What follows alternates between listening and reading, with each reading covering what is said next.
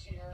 Brad Keselowski is Sprint Cup Series champion in the building. He'll be with us the next 60 minutes. Safe to say we have got plenty to talk about. Let's get right to it. Everyone in the sport anxiously awaiting NASCAR's decision regarding Matt Kenseth and that wreck against Joey Logano at Martinsville on Sunday. Let's get you right to it. As Adam said, breaking news on this Tuesday at Tops Our Daily Fuel. NASCAR just announcing moments ago, driver of the number 20, Matt Kenseth, has been suspended for the next 2 races. He is also being placed on probation, Adam, for the next 6 months. Yeah, it's some surprising news, really, and we've talked about this the last couple of days, really, since the race ended, but here it is by the numbers. NASCAR sending down the penalties to Matt Kenseth after the incident with Joey Logano late in the race at Martinsville. Matt will not compete in Texas or Phoenix the next 2 weeks, and as Danielle said, he has also been placed on probation for the next 6 months. Also announced today by NASCAR, Danica Patrick involved in a couple of incidents with David Gilliland on track Sunday in Martinsville. She too has been penalized. For Danica, it was a fine of $50,000, and she has lost 25 driver points. Wow. The announcement has come down from NASCAR, and it is strong. With us to talk about it, Jeff Hammond, and we told you Brad Keselowski would be here. Guys, your reaction to the announcement from NASCAR? Well, mine first is I'm in a really tough spot here, guys, involving my teammates. So, respect to Matt and those guys. I don't really want to get too deep into it, but wow, it's always something in this sport, isn't it? It is, and the thing is, there's no consistency here. That's the only thing that worries me. Everybody's been hollering, let's get Matt's head because of what he did, and it looks like NASCAR has definitely done that. To me, they have now set a new precedent. When you look back at situations like this in the past, they definitely did not follow suit. They dropped the hammer on it, and they dropped it hard. You're speaking in reference to maybe Jeff Gordon, Clint Boyer at Phoenix several years ago, where Jeff took Clint's chances, perhaps, of getting that championship.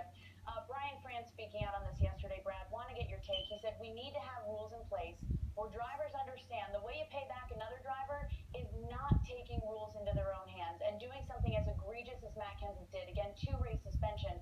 Did you feel like drivers should settle the score themselves, or that NASCAR had to step in? Well, I think there's always a way as a driver to settle the score, and that way can be a lot of different things. You can just race that guy really hard. You can not cut him any slack on pit road. There's a lot of other ways to kind of exact revenge without intentionally wrecking someone in the car, and I feel like personally that's the message that NASCAR is trying to get across here, and that this is beyond what they consider payback. I want to say one thing. You said, Brian France said there should be rules. All I want to ask is, where is the rule that says you can't do this? You go back and you look at the past history, the way that things have kind of evolved, there has not been a rule in place that would tell Brad Keselowski and his crew chief, you can't do this because you're going to get this. Is there? No.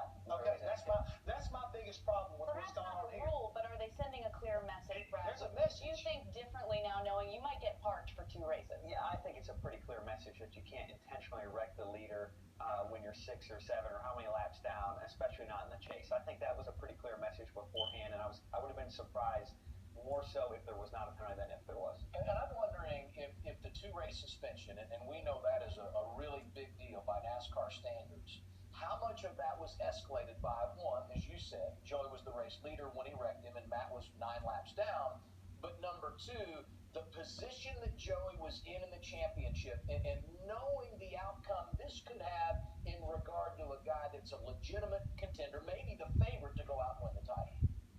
I think you got to go back and look at what happened at Kansas City and believe that they had an implication on it, because all of a sudden, because of that incident, Matt Kenseth did not advance. He's not going to be going to Homestead to have a chance to win a championship. And I think he felt like, I have had enough. I'm going to make sure he doesn't have an easy road, because Joey still has an opportunity. Let's face it. He's got a fast race car. He has an opportunity to still advance and make it to Homestead. But I'm not going to make it easy on him. Interesting to me, Brad. You look at Matt Kenseth, just like yourself, a series champion. And by all accounts, a guy that has no reputation of doing this kind of thing in the past. I mean, a cool and calm customer on track. That, I think, further accentuates the statement that NASCAR has made by suspending in 2 races. Yeah, and you know what? It shouldn't matter. It shouldn't matter if it was me. It shouldn't matter if it was your favorite driver. It shouldn't matter if it was Dale Jr. There always has to be limits, and they shouldn't matter who's driving the cars, whether you like the guy or don't like the guy. We have to have some kind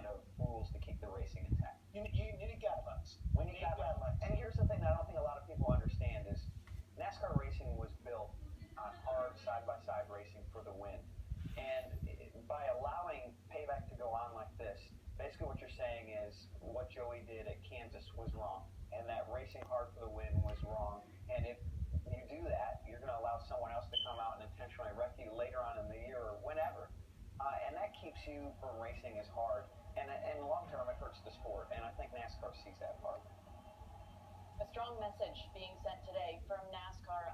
Again, just moments ago, the message was delivered to Matt Kenseth and that 20 team over at Joe Gibbs Racing. Obviously, a difficult situation for that team and the entire organization. They have 2 drivers left in the chase. Now Matt Kenseth suspended the next 2 races, Adam, and we were just talking. It doesn't mean that there won't be a driver in the 20. Yeah, the 20 will compete the next 2 weekends, and something will follow the rest of the week here on NASCAR Race Hub. Who would that be? I immediately would think Eric Jones would be the guy, although obviously he's involved in a truck championship that he's trying to go with, so we'll wait and see how Joe Gibbs handles the 20 car. But we know in Texas and Phoenix, it will not be Matt Kenseth. He has been suspended. That's the breaking news here on NASCAR.